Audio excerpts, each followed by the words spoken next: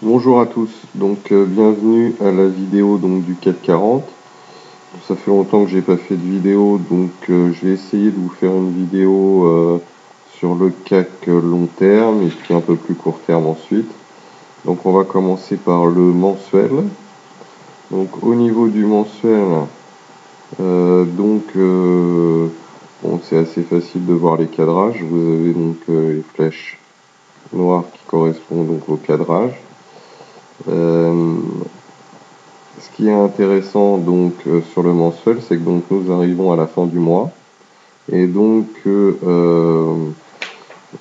la bougie ici arrive dans une zone qui est une zone de convergence des résistances, puisque vous avez la résistance noire ici, d'accord, et vous avez surtout, pour moi ce qui est important, c'est le Bollinger supérieur qui continue à plonger, et les cours vont arriver à proximité, donc ça va constituer une résistance.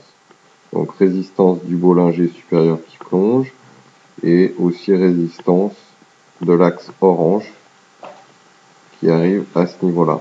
Alors pour vous donner un ordre d'idée, la dernière fois qu'on a fait un mouvement de ce type-là, c'était dans cette zone-là, et vous voyez que là le Bollinger plongeait, et les cours n'ont même pas été touchés, et nous avons eu un pullback. Donc si on suit ce même type de mouvement, en mensuel, on peut envisager un pullback vers, dans un premier temps, la MM20 qui se situe ici. Alors au niveau des impulsions maintenant, regardons l'indicateur MACD. Il traduisait une résistance bleue qui a été transpercée ici à la hausse. Ça correspondait à cette résistance bleue sur les cours ici. Et au moment où on l'a transpercé, on a fait ce mouvement-là haussier. Reste que maintenant, on arrive à proximité d'une résistance qui est la résistance noire, une résistance long terme, et éventuellement d'une résistance horizontale bleue, je suis pas sûr de la pertinence, mais en tout cas on arrive à proximité ici. Alors vous me dites on n'y est pas, oui, sauf que dans quelques jours nous serons à la fin du mois, et nous allons voir arriver le MACD dans cette zone-là. Donc on pourrait traduire ça par en fait la formation d'un triangle, ici. Et le MACD va arriver au bout du triangle ici, donc potentiellement une forte impulsion à avoir. Maintenant, si on regarde la vue hebdomadaire, je vous ai fait plusieurs vidéos sur cette vue hebdomadaire, mais je vais vous représenter rapidement les points importants. Vous pouvez voir qu'il y a un cadrage gris qui est assez pertinent, qui nous emmènerait éventuellement sur les plus hauts. Nous avons un cadrage orange dont la pertinence est soulignée à travers, vous voyez, les petites zones de couleur ici. À l'heure actuelle, je vous avais signalé qu'on avait un mouvement qui était potentiellement un mouvement de drapeau, le drapeau se situant ici, et le report de ce mouvement allant approximativement dans la zone des 4000. Alors ça fait plusieurs semaines que le marché continue à monter et à buter. Je vous avais signalé que ici nous approchions, ou nous étions dans une zone de résistance qui était constituée de la résistance orange, de la moitié du report gris et de la zone de l'extension du 127%. À plusieurs reprises au niveau des impulsions, je vous signalais qu'on arrivait dans une zone qui était une zone de résistance, puisque là, vous voyez en orange la résistance MACD. Donc nous sommes à l'heure actuelle dessus.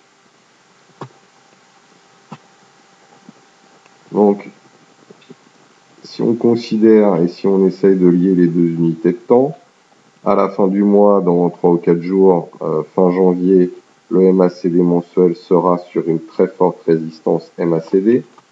Nous arrivons au niveau des cours en mensuel sur le Bollinger supérieur mensuel. Et au niveau hebdomadaire, donc le MACD traduit arrivé sur une résistance. Et au niveau des cours, nous sommes donc dans la zone du 127% de l'extension de Fibonacci sur la résistance orange. Voilà. Donc, vous voyez que donc en liant deux unités de temps, une mensuelle et une hebdomadaire, nous arrivons avec un système qui est équivalent, mais nous arrivons à des zones qui potentiellement sont des zones de résistance différentes. Ici, un Bollinger supérieur, et ici, une extension de Fibonacci et un ensemble de résistances sur les cours. Donc maintenant, je vais vous proposer donc pour aller un peu plus bas dans les unités de temps, je vais vous proposer donc une vue journalière et une vue en 2 heures. Alors, pour la vue journalière,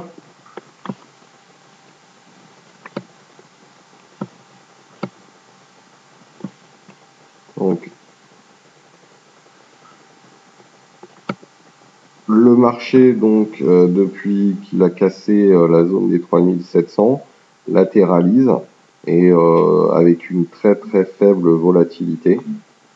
Donc là, vous retrouvez l'extension des 127% que je vous avais présenté dans la vue hebdomadaire. Donc,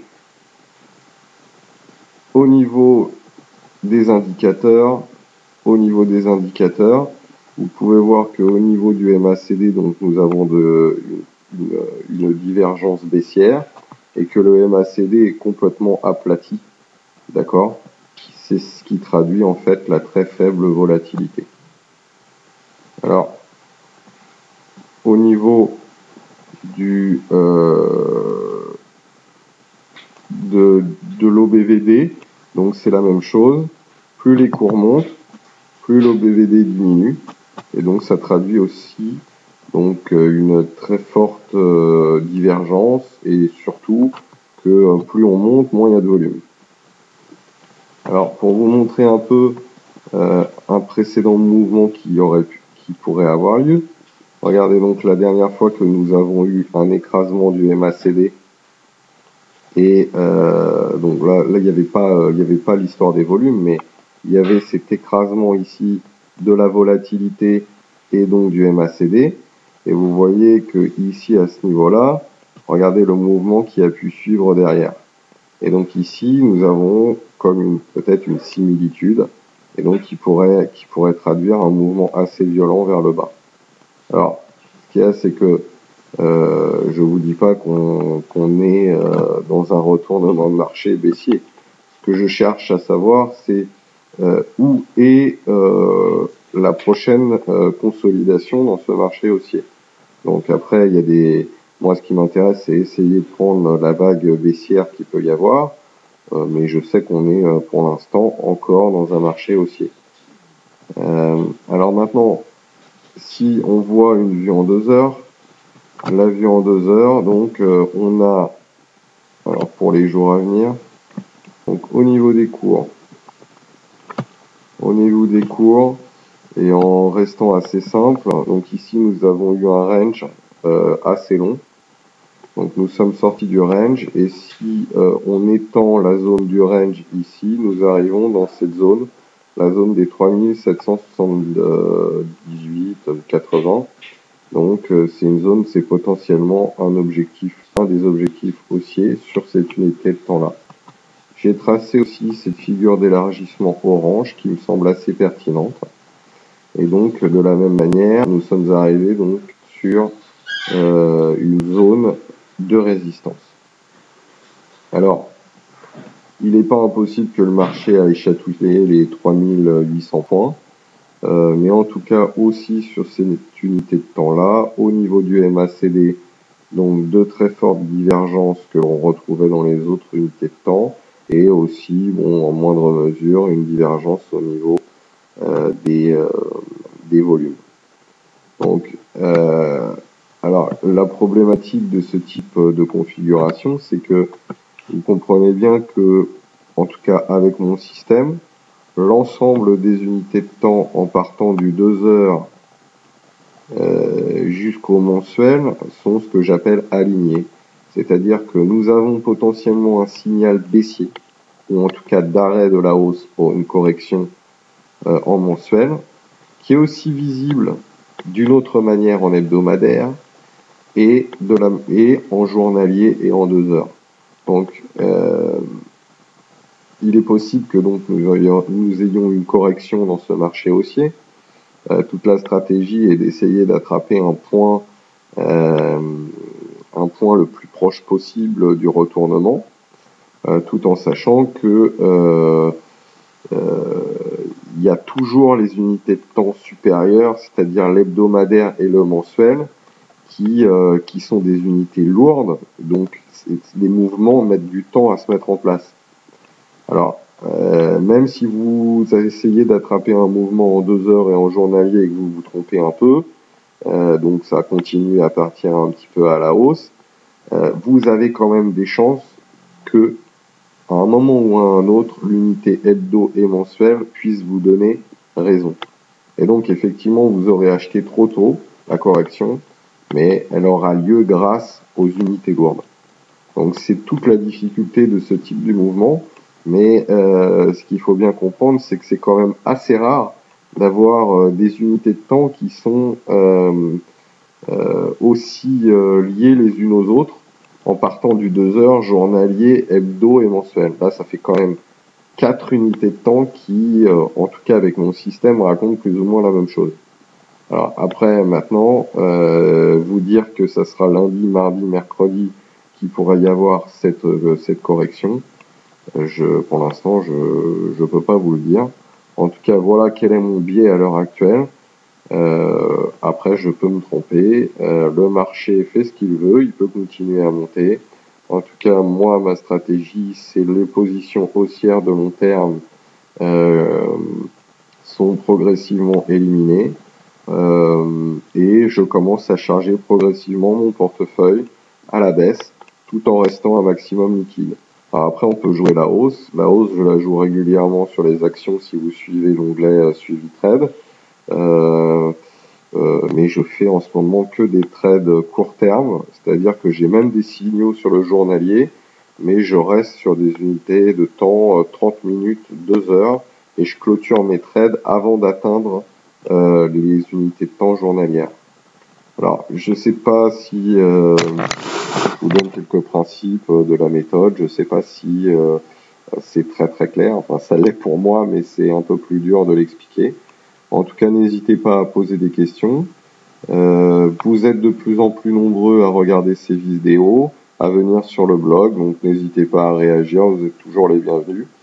Et on verra ce que va nous dire le marché la semaine prochaine et les semaines à venir. En tout cas, de toute manière, restez prudents et je vous dis à bientôt et je vous souhaite de bons trades pour la semaine prochaine.